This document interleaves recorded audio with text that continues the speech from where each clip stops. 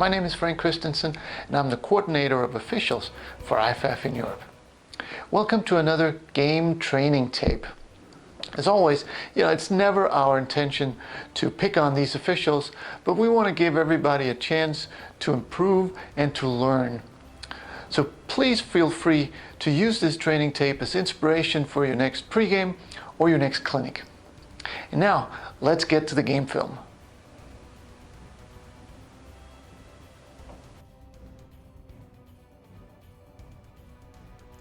Play number one, we're looking at the wings. First, the linesman here closest to the camera. He does a really good job of coming in, selling the play, obviously after the play. But he's got him short, and this is a good way to come in and sell. When we're this close to the goal line, we have to assume that if it's going to be run up the middle, we will have some selling to do. The line judge over there does a good job of getting to the goal line initially. But then if you don't have a spot, which is perfectly fine, sometimes you just don't see it, stay away from the end zone. That indicates, it looks like you have a spot in the end zone. And if you don't have a spot, just stay on the sideline, at least until you can mirror the wing spot from the other side, so that it doesn't look like we're coming in with two different spots. So if you don't have a spot, just stay on the sideline and take your cue from your buddy across the way.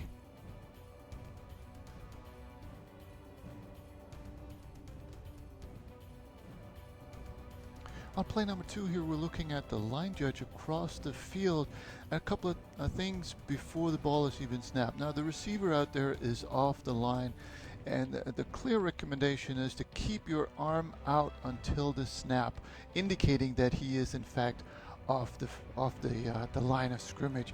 So please keep the arm up until the ball is snapped.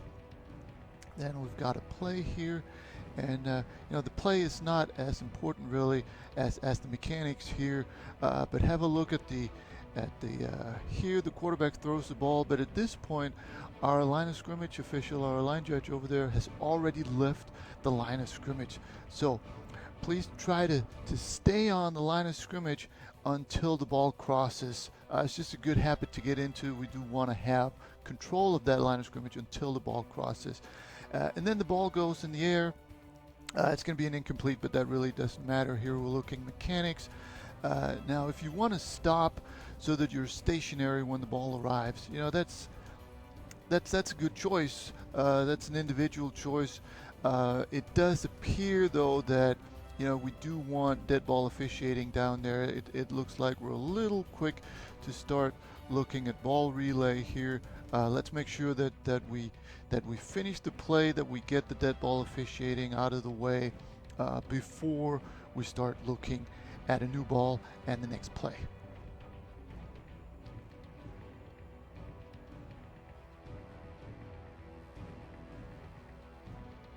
On play number three here, we're looking at the back judge, and first of all, we really should line up in position 3, meaning the middle of the field. We want to be able to cover from sideline to sideline, and whenever you line up like this in position 2, it just makes it more difficult to cover a fade pass to the far sideline. The next thing here is we really want to have the officials facing the field. When you line up with your side to the field like this, when the ball then goes to that side, now you have your back turned to your play. Now you have to turn all the way around, and you're just not going to see as much as quickly when this happens. So please position 3 and face the field.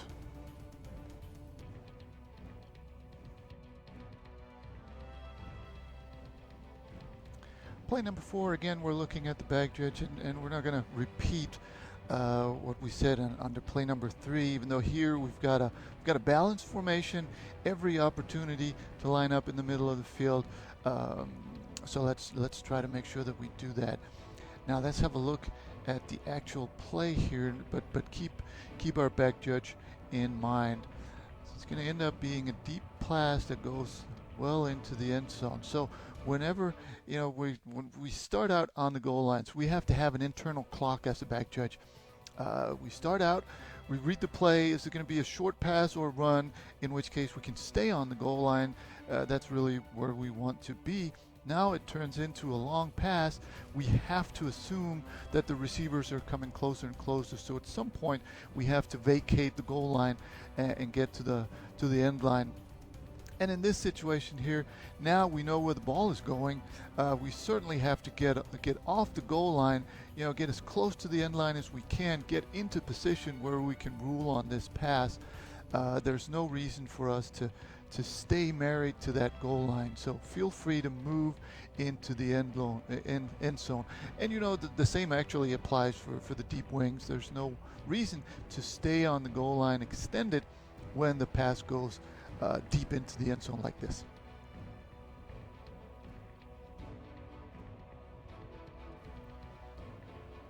On play number 5 here, we're looking at the inside receiver, the slot receiver closest to the camera. Initially, a linesman key, but let's just have a look at the play here. So he comes back, breaking his hand, and there's a hit. All right, so now we know what we're looking for.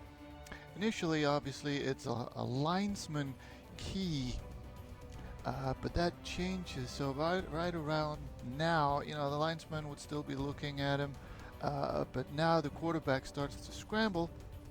The linesman will take over responsibility for that, and certainly as soon as it turns into a run, we want the side judge and the back judge to be looking in this area.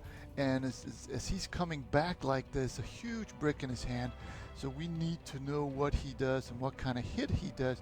That could either be a blindside block, it could also be in this case, a peel back, a low block, it could be a crack back low block, a lot of different things.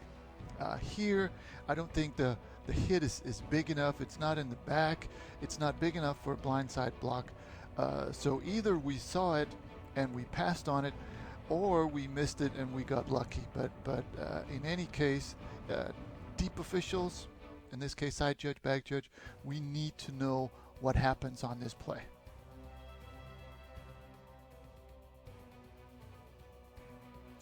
Play number 6, a couple of things to look at here, semi-foul related, but also philosophy and mechanics. So let's just have a look at the play here and we can go back. All right, so simple kickoff, nothing big. Now let's have a look right here, there. The ball is being kicked. There may be some players here that are marginally offside. Perfectly fine with dealing with this as a talk to, especially or primarily because it's a deep kick. Had this been an onside kick, we certainly could have had a flag for offside, but with this being a deep kick, good job letting this go simply by philosophy. Okay, next thing here is have a look at the right side of the screen, white 56. Now, once the ball is in the air, there's really nothing to look at other than players coming across. And white 56 there, he's certainly coming across, and he makes a fairly big hit there. So the question is, does anybody see this? Are we looking in this area for players coming across? A lot of times when they do that, they get a chance to make a huge, a blindside block, and sometimes the blindside block is even illegal, simply because they get a different angle and the guy being hit doesn't see him coming. So, once the ball is in the air, there's no real contact between any of the teams. We need to be looking for somebody who's going across like this. So hopefully somebody saw it, and hopefully somebody picked up this block.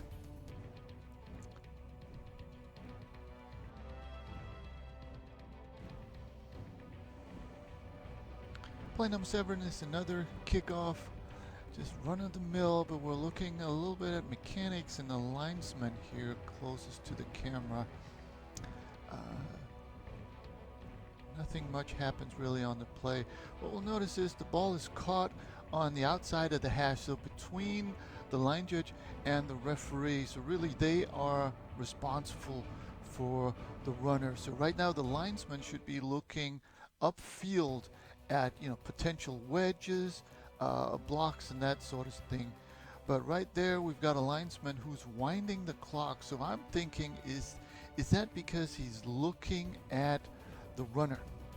If we're looking at the runner when we shouldn't be, that means that blocks and in this case potential wedges go unnoticed. So what we have to do here is try to figure out, and that's true for any official on any play. What is my role here? What is my responsibility, and where are my keys? And if it's not the runner, which is typically the case, I should be looking at something else. And here it just looks like if you're winding the clock and you're not responsible for the runner, then maybe you were too busy looking at the runner.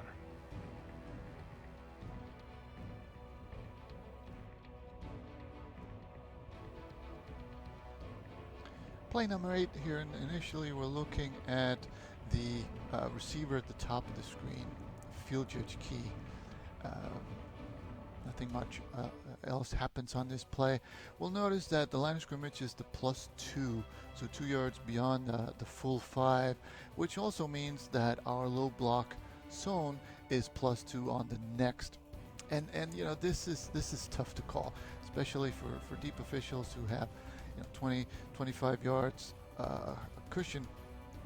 What we can do here to kind of help us is, we know it's +2, or at least after the play we can see what the box is, which is +2. We can also see where the receiver is on the ground. He's on the ground at +3 or -2, which should be an indication for us that this is 6 yards down the field. So it would have been nice to see this. Okay, he's on the ground. Where is my 5 yards? Okay, he's +3. The box is +2. That's 6 yards down the field. There's plenty of time to look at that even now and throw the flag. It's not going to come out late or appear to come out late. But I know this is a tough call, but that's why we get the big bucks. All right. In terms of mechanics, let's have a look at the umpire here. We already discussed the back judge, who could be in the middle of the field. The umpire is responsible for guard, center, guard. So lining up, outside of the tackle might be a little too much. I would be perfectly fine with the umpire here lining up, straight across from the center. That really gives you a good angle to see what happens on your 3 guys.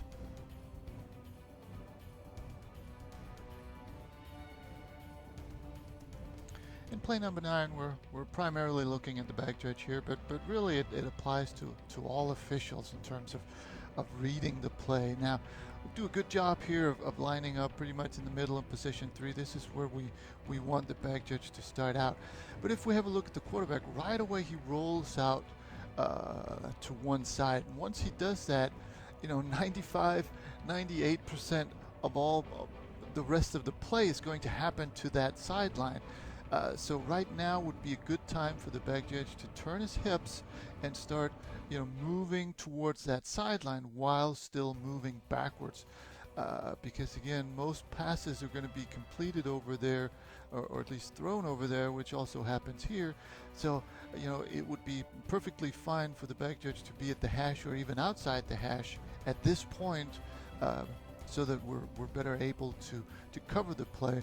And it really applies to all officials. So once the quarterback rolls out, we have to shift our focus, so that in this case, for example, the referee can really focus on blocks at the point of attack. The center judge can start clean up, just like the line of scrimmage official on the backside there can start his cleanup, because the play is going away from them. So the ability to read the play is really something that we need to work really hard at.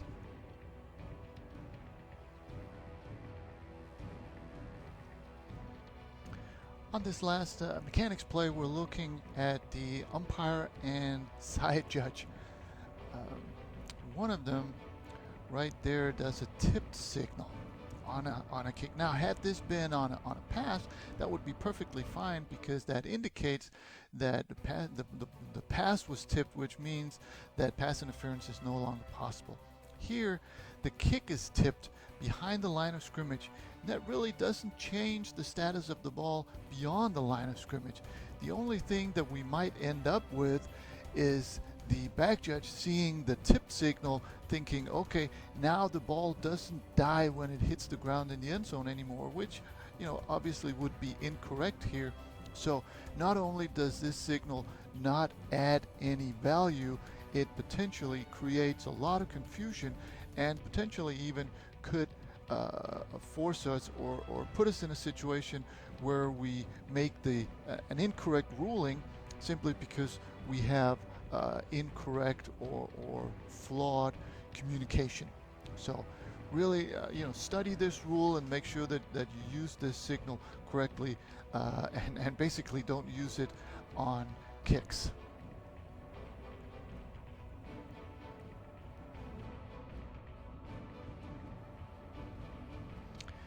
As the tip of the hat of this game, it's not rocket science, but it's a referee and the center judge do a good job here of a nice and wide formation. As a crew of 8, when you're never asked to cover across the field, it's nice to be able to line up really wide so that you can cover your own side of the field. And it's just, and that goes for any position. Put yourself in a position where you can cover the play the best way possible. And even on this play, where it's just a simple run up the middle, it doesn't really make a lot of difference. It's just a good habit to get into to line up where you have the best chance to cover the play correctly. And also, actually, for the umpire, does a good job here of standing completely still once the runner gets there, so that the runner can run by him, the defenders can go around him. Once you start moving around in there too much, that's typically when you get hit.